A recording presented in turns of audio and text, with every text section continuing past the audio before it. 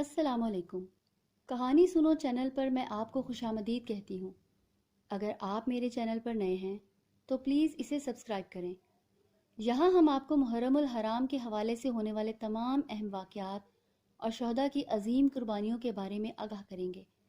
کربلا میں ہونے والے درد بھرے واقعات اور عظیم ہستیوں کی شہادت کے بارے میں جان کر ہر آنکھ اشکبار ہو جائے گی۔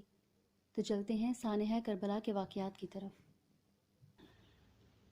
امام حسین علیہ السلام کا مکہ کی طرف سفر، امام مسلم بن عقیل اور ہانی کی شہادت کی خبر موصول ہونا، حر بن یزید کی امام حسین علیہ السلام سے گفتگو۔ حضرت امام مسلم رضی اللہ تعالیٰ عنہ کا خط آنے کے بعد حضرت امام حسین کو کوفیوں کی درخواست قبول نہ فرمانے میں کوئی وجہ باقی نہیں رہی تھی۔ انہوں نے کوفہ جانے کا عزم کر لیا۔ جب مکہ والوں کو آپ کی تیاری کا علم ہوا تو انہوں نے آپ کا مکہ سے کوفہ جانا پسند نہ کیا، کیونکہ وہ کوفہ والوں کی بے وفائی اور غداری کو خوب جانتے تھے، اور ان کو علم تھا کہ ان کوفیوں نے حضرت علی اور حضرت حسن رضی اللہ تعالیٰ عنہ کے ساتھ کیا سلوک کیا تھا۔ چنانچہ انہوں نے آپ کو سختی سے روکا۔ بڑے بڑے صحابہ کرام اس میں شامل ہیں جو آپ کو برابر عراق سے کوچ کرنے سے روکتے رہے، مگر ان کی کوششیں برابر نہ ہوئیں، اور حضرت امام حسین اپنے اہل بیت کو ہمراہ لے کر مکہ شریف سے عراق کی طرف روانہ ہو گئے۔ حضرت امام حسین نے مقام ہاجر میں پہنچ کر اپنے ایک ساتھی قیس بن مسر سداوی کو اپنی آمد کی اطلاع دی اور کہا کہ کوفہ روانہ کیا کہ اب زیاد نے پہلے سے راستے کی ناکہ بندی کر لی تھی، اس لیے قیس جب قادسیہ کے پاس پہنچے تو گرفتار کر لیے گئے۔ ابن زیاد نے ان کو یہ گستاخانہ حکم دیا کہ قصر عمارت کی چھت پر چڑھ کر کذاب ابن حسین بن علی کو گالیاں دو، معاذ اللہ۔ قیس اس حکم پر قصر عمارت چڑھ گئے اور اللہ تعالیٰ کی حمد و ثنا کے بعد آل رسول اور فاطمہ کے لال کی تائید کرنے والوں کی حمایت کی۔ ابن زیاد آپ کی باتوں کو سن کر آگ بگولا ہو گیا اور حکم دیا کہ اس کو بہت اونچی عمارت سے اس طرح گراؤ کہ اس کے ٹکڑے ٹکڑے ہو جائیں۔ چنانچہ ابن زیاد کے جلادوں نے حکم کی تعمیل کی اور ان کو نیچے گرا دیا، جس سے ان کی ہڈیاں چکنا چور ہو گئیں اور وہ انتقال کر گئے۔ اس طرح حضرت امام کا یہ سچا محب اور قاصد آپ پر قربان ہو گیا۔ حضرت امام حسین رضی اللہ تعالیٰ عنہ ابھی تک کوفہ کے حالات سے بے خبر تھے۔ جب آپ مقام سالبیہ پہنچے تو بکیر بن شعبہ اسدی کے ذریعے آپ کو معلوم ہوا کہ حضرت امام مسلم اور ہانی بن عروہ دونوں شہید کر دیے گئے ہیں اور ان کی لاشوں کو پاؤں پکڑ کر بازار میں گھسیٹا گیا ہے۔ اس المناک خبر کو سن کر آپ نے بار بار انا للہ و انا الیہ راجعون پڑھا۔ ان کے جانثاروں میں سے کسی نے حضرت امام علی مقام سے کہا کہ ہم آپ کو خدا کی قسم دیتے ہیں کہ آپ اپنی جان اور اپنے اہل بیت کا خیال کیجیے اور یہیں سے لوٹ جائیے، اس لیے کہ اب کوفہ میں آپ کا نہ کوئی حامی ہے اور نہ ہی مددگار، بلکہ ہمیں تو یہ اندیشہ ہے کہ جو لوگ آپ کو بلانے والے ہیں آپ کے کوفہ پہنچنے پر وہی آپ کے دشمن ہو جائیں گے اور آپ کے خلاف میدان میں نکل آئیں گے۔ یہ سن کر حضرت امام مسلم کے تینوں بھائی کھڑے ہوئے اور جوش میں آ کر کہا کہ خدا کی قسم جب تک ہم اپنے بھائی مسلم کے خون کا بدلہ نہیں لے لیں گے یا ان کی طرح خود شہید نہ ہو جائیں گے اس وقت تک نہ لوٹ سکتے۔ حضرت امام حسین رضی اللہ تعالیٰ عنہ نے اس کی بات سن کر فرمایا، ان لوگوں کے پاس زندہ رہنے میں کوئی لطف نہیں ہے۔ حضرت امام حسین رضی اللہ تعالیٰ عنہ جن جن دیہات سے گزرتے تھے لوگ جوک در جوک آپ کے ساتھ ہوتے جاتے تھے۔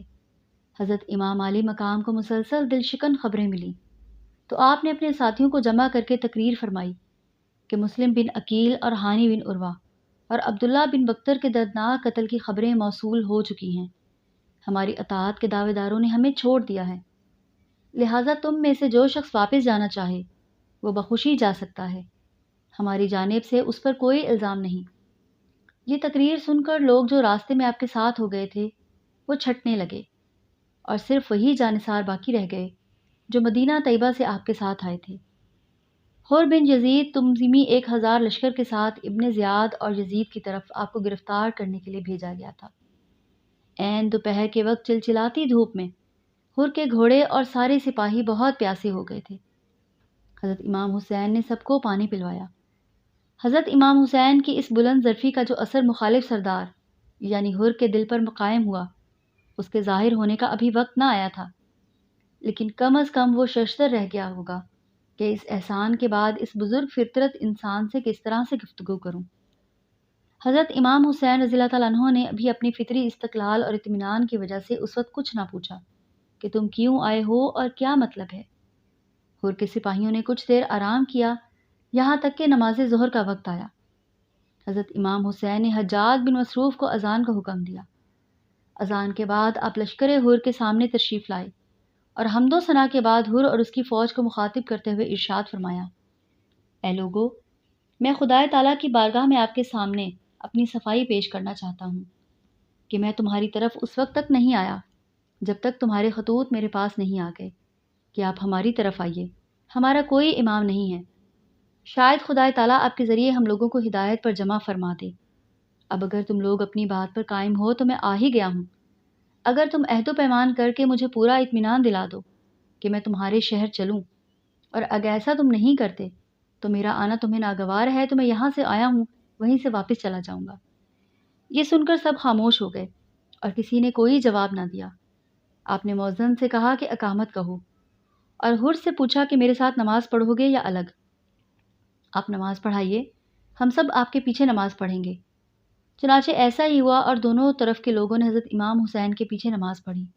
اس کے بعد آپ اپنے خیمہ میں تشریف لے گئے اور اس کے لشکر کے سپاہی اپنے خیموں میں پہنچ گئے۔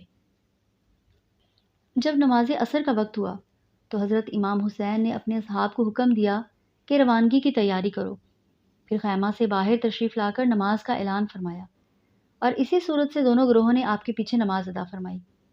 حور نے کہا، خدا کی قسم ہمیں تو خبر بھی نہیں کہ وہ کس کے خطوط اور وہ کون قاصد ہیں جن کا حوالہ آپ دے رہے ہیں۔ یہ سن کر آپ نے عقبہ بن سامان سے فرمایا، لاؤ تھیلے جن میں ان لوگوں کے خطوط بھرے ہیں۔ عقبہ نے 2 تھیلے خطوط سے بھرے ہوئے سامنے لا کر رکھے اور ان میں سے خطوط نکال کر پھیلا دیے۔ حور نے کہا، ہم ان لوگوں میں سے نہیں جنہوں نے آپ کو خطوط لکھے ہیں۔ ہم کو تو یہ حکم دیا گیا ہے کہ جہاں بھی آپ مل جائیں ہم آپ کا ساتھ نہ چھوڑیں، یہاں تک کہ ابن زیاد کے پاس پہنچا دیں۔ حضرت امام حسین رضی اللہ تعالیٰ عنہ نے فرمایا، تمہاری موت اس سے زیادہ قریب ہے۔ پھر آپ نے ساتھیوں کو سوار ہو کر لوٹنے کا حکم دیا۔ حور نے مزاحمت کی، آپ نے فرمایا، تیری ماں تجھے روئے، تو کیا چاہتا ہے؟ حور نے کہا، خدا کی قسم اگر آپ کے علاوہ کوئی دوسرا عرب یہ بات کہتا تو میں اس کی ماں کو بھی ایسی ہی بد دعا دیتا، لیکن خدا کی قسم میں آپ کی والدہ ماجدہ کا ذکر احسن طریقے سے ہی کروں گا۔ حضرت امام علی مقام نے فرمایا، پھر آخر تم کیا چاہتے ہو؟ حور نے جواب دیا، میں آپ کو ابن زیاد کے پاس لے جانا چاہتا ہوں۔ آپ نے فرمایا، خدا کی قسم یہ نہیں ہوگا۔ حور نے کہا، بخدا آپ کو چھوڑوں گا بھی نہیں۔ آخر میں حور نے کہا، مجھے آپ سے لڑنے کا حکم نہیں دیا گیا ہے، مجھے صرف یہ حکم دیا گیا ہے کہ آپ کے ساتھ رہوں یہاں تک کہ آپ کوفہ پہنچ جائیں۔ اب اگر آپ کوفہ جانے سے انکار کرتے ہیں تو ایک راستہ اختیار کیجیے جو نہ کوفہ کی طرف جاتا ہو نہ مدینہ کی طرف۔ بس میرے اور آپ کے درمیان انصاف کا یہی ایک طریقہ ہے۔ اس درمیان میں ابن زیاد کو خط لکھ کر اس کی رائے معلوم کر لیتا ہوں۔ حضرت امام حسین رضی اللہ تعالیٰ عنہ کو یہ بات معقول معلوم ہوئی، چنانچہ آپ قادسیہ اور غدیب کے راستے سے بائیں سمت مڑ کر چلنے لگے، اور حر بھی آپ کے ساتھ ساتھ چلتا رہا۔ محرم الحرام اور کربلا کے واقعات کے بارے میں جاننے کے لیے ہمارے ساتھ رہیں۔ اگر آپ کہانی سنو چینل پر ابھی آئے ہیں تو چینل کو لائک اور سبسکرائب کر دیں تاکہ ہر آنے والی ویڈیو آپ تک پہنچ سکے۔ کامنٹ سیکشن میں اپنی قیمتی رائے کا اظہار ضرور کریں۔